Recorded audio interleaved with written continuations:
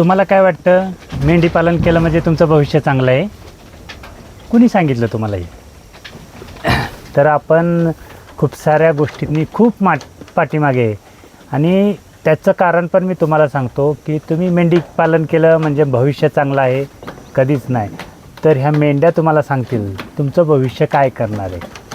तर तुम्ही म्हणाला असं काय पण रोज काही सांगतो, तर काय आहे ना, जर काय आपण मेंढी पालन केलं आणि विक्री व्यवस्थापन चुकलं, ह्याची संख्या वाढेल पण येणारा पैसा वाढणार नसतो. कारण ज्या पद्धतीनं आता तुमच्याकडे 100 येतं आणि माझ्याकडे 50च येतं, मला जर कापून विकायचं असेल म्हणजे कट करून मी विकत असेल तर तुमच्या 100 मेंढ्यांपेक्षा जास्त पैसे मला मिळणार आहेत. आणि जर काय तुमचं जरी समजा मी लोकल मार्केटला विकलं आणि अशा पद्धतीनं जर करत असेल तर काय होईल की माझं विकण्याचं जे मार्केट चांगलं असेल तर हे मेंढीपालन माझ्यासाठी चांगलं आहे. आणि तुमचं जर विकण्याचं मार्केट कमी असेल तर हे मेंढीपालन तुमच्यासाठी घातक आहे.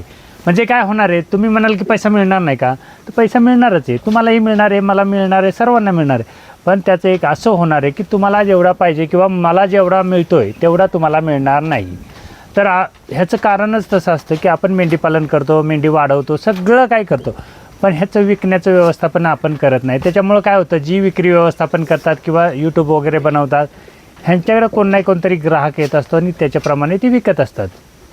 मग तुम्ही तसं काय नियोजन केलं आहे का? नुसत्याच मेंढ्या पाळल्या म्हणजे काय तुमचं मेंढीपालन झालं का? किंवा मेंढीपालनमध्ये भविष्य चांगलं नाही का? सगळ्या गोष्टी सगळ्या जागेवरती बरोबर आहेत, पण तुम्ही कुठल्या जागेवरती ती गोष्ट करताय ह्याच्यावरती आहे. नाहीतर काय होईल, तुम्ही चांगल्या ठिकाणावरून अडचणीच्या ठिकाणावरती याल आणि तेव्हा म्हणाल की मदत करत, तेव्हा कोण करत पण नसतं. मेंढ्या चांगल्या आहेत, सगळं चांगलं आहे, सगळं काय ओके, पण तुमचं जर काय त्याचं गणित चुकलं म्हणजे गणित वेळेमध्येच झालं पाहिजे.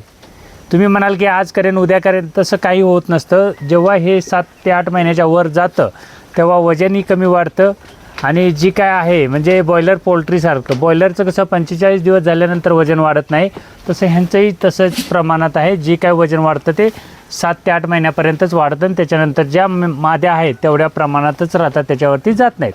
मग तुम्हाला काय करायचं आहे, 7 ते 8 महिन्यामध्ये हे विकलंच पाहिजे. विकायचं कसं हे तुम्हीच ठरवायचं आहे, मी नाही सांगणार. नाहीतर तुम्ही काय कराल, प्राण्यांची संख्या वाढवण्याच्या नादामध्ये विकायचं विसरून जाल आणि आजपर्यंत आपल्या लोकांना विकायचं विसरल्यामुळेच त्रास झालेला आहे. त्याच्यामुळे तुम्ही जर काय करत असाल तर मात्र ह्या 2 गोष्टी करा, 100% त्या फायद्याला येणार आहेत. लोक काय म्हणत आहेत, तुला सांभाळलं ना तर मेंढीपालन चांगलं होतं. असं होतं काय रे? तर मेंढीपालनाचा एक रूल असतो, त्याप्रमाणे तुम्ही करायला पाहिजे. मी करतो आहे म्हणून तुम्ही करू नका. तर तुम्ही तुमचं एक रूल नियम असे बनवले पाहिजेत आणि त्याच्यानुसार केलं पाहिजे.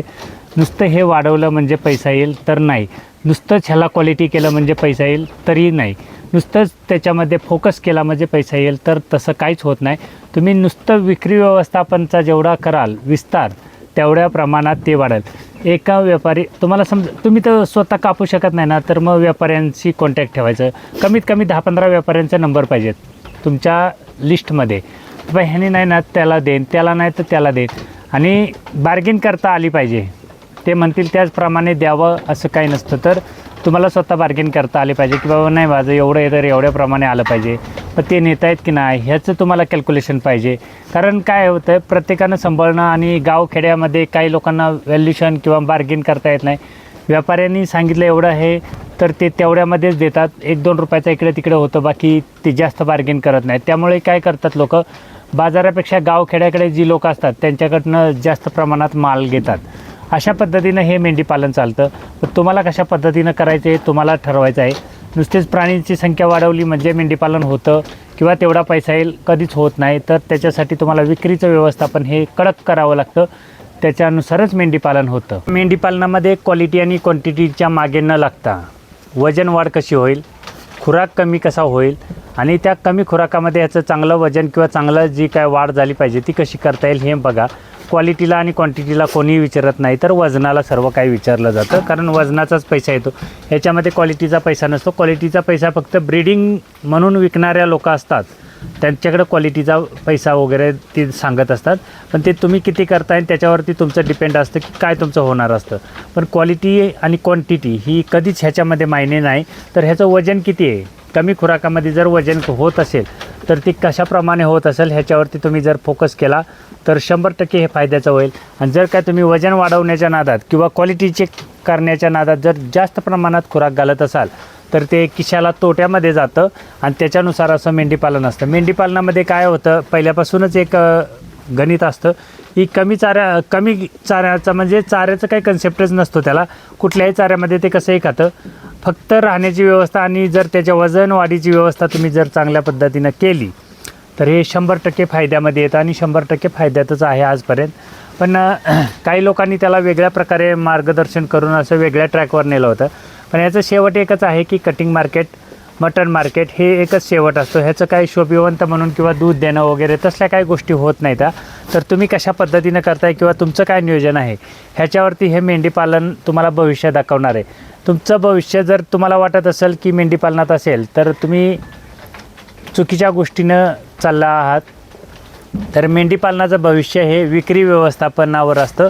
कधीही बघा तुम्ही कुठल्याही एखाद्या बिझनेसवाल्याला विचारा की विक्री व्यवस्थापन चुकलं तर काय होतं. तसंच हे मेंढीपालन आहे. संख्या वाढेल, खर्च वाढेल, तुमचा चारा वाढेल, खुराक वाढेल, सगळ्या गोष्टी वाढतील.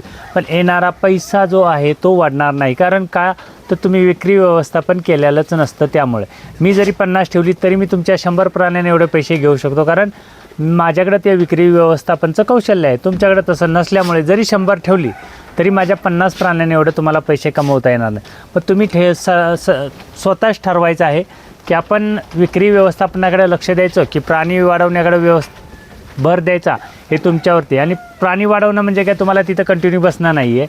तर विक्री व्यवस्थापन करताना कसं होतं, मार्केट फिरणे, कटिंग मार्केट पाहणे, ह्या सगळ्या गोष्टी शोधत राहणे, ह्याला तुम्हाला वेळ लागेल. पण ह्यांचा चारा बनवला एखाद्या ठिकाणी आणि चारा सोडून दिला यांच्यासाठी सकाळ संध्याकाळ तरी यांच्याकडे काय रोज येऊन बसायचं काही गरज नसते किंवा काय नसतं.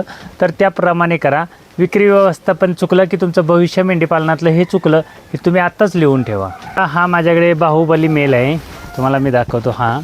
आता ह्याला जर म्हणजे मी आता हा बुकिंगच आहे. पण जर ह्याला विकला नाही तर 4 महिन्यानंतर तो काय करेल, चारा जास्त खाईल, माद्यांच्या मागे लागेल, मला त्रास देईल आणि स्वतः त्याचा जो काय रुबाब आहे तो मला दाखवायला सुरुवात करेल. आणि त्याच्यानंतर मग अजून थोडा मोठा केला तर तो अजून रुबाब दाखवणार. कारण त्याला माहिती आहे की मी इथे एकदम डॉन होणार आहे. अशा पद्धतीनं होतं. पण त्याला वेळेतच विकणं किंवा वेळेतच कोणाला तरी देणे हा तुम्ही नियोजन केलं पाहिजे. आता त्याचं बुकिंग आहे म्हणून ठीक आहे. आता वेळेत जर नियोजन नाही केलं तर काय होणार आहे, त्याचा खर्च वाढतो माझ्याकडचा. म्हणजे 4 महिन्याच्या नंतर त्याचा जो काही खर्च आहे तो वाढणार आहे. त्याच्यानंतर त्याची बॉडी एकदम स्ट्रक्चर मेंटेन राहतं आणि त्याच्यानंतर तो मेंढ्यांना मारेल म्हणजे मेंढ्यांच्या मागे लागेल, ह्या सर्व गोष्टी करेल. आणि अशामध्ये काय होणार की मला जो त्रास आहे तो वाढतच राहणार आहे. पण त्याचा काय त्रास कमी होणार नाही. तसं तुमचं मेंढीपालन पाहिजे. आणि तुम्हाला जसं वाटतं की मेंढीपालन सोपं आहे किंवा मी सांगतो हे साध्यापणाचं मेंढीपालन आहे, तर काही लोकांना जे वाटते ना ते तुम्ही चुकीच्या मार्गाने चालला आहे. ज्यांनी मेल पाहिजे म्हणून मेसेज केले होते आणि फिमेल मागितल्यात ना त्यांचं सगळ्यांचे नंबर माझ्याकडे आलेत. भविष्यामध्ये तुम्हाला प्राणी द्यायचं की न द्यायचं हा विचार आम्हाला करावा लागणार आहे. कारण मी ज्या पद्धतीनं सरळ मार्गाने सर्वांना ट्रॅकवर आणतो आहे आणि तुम्ही कुठे नाही कुठेतरी विस्कटताय, तर हे तुम्ही स्वतः बघून घ्या एकदा. मी तुमच्यासाठी खास व्हिडिओ बनवणार आहे. आणि तुम्हाला काय वाटतं, तुम्ही जर एक्स्ट्रा पैसे दिल्यानंतर आम्ही काय देऊ तुम्हाला?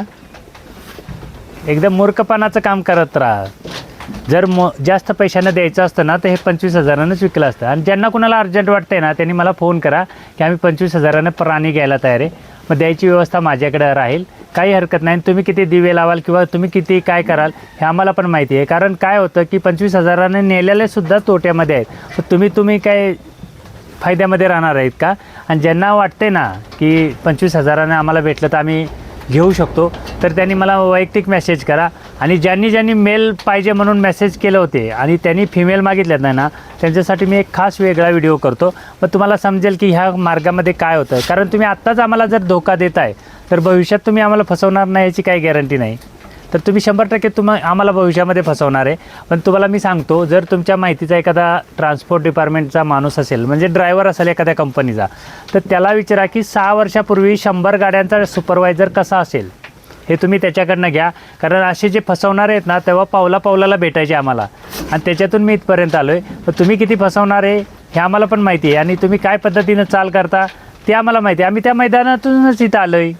तुम्ही आता असं मैदानामध्ये येत आहे रे बाबांनो आणि त्या मैदानामध्ये फसवणूक करताय, ज्या मैदानामध्ये आम्ही तुम्हाला सांगतो आहे आणि त्या मैदानामध्ये आम्हाला तुम्ही फसवताय, तर तुम्ही सक्सेस होणार का? तर तुम्ही कुठे नाही कुठेतरी अडकणार हे 100%.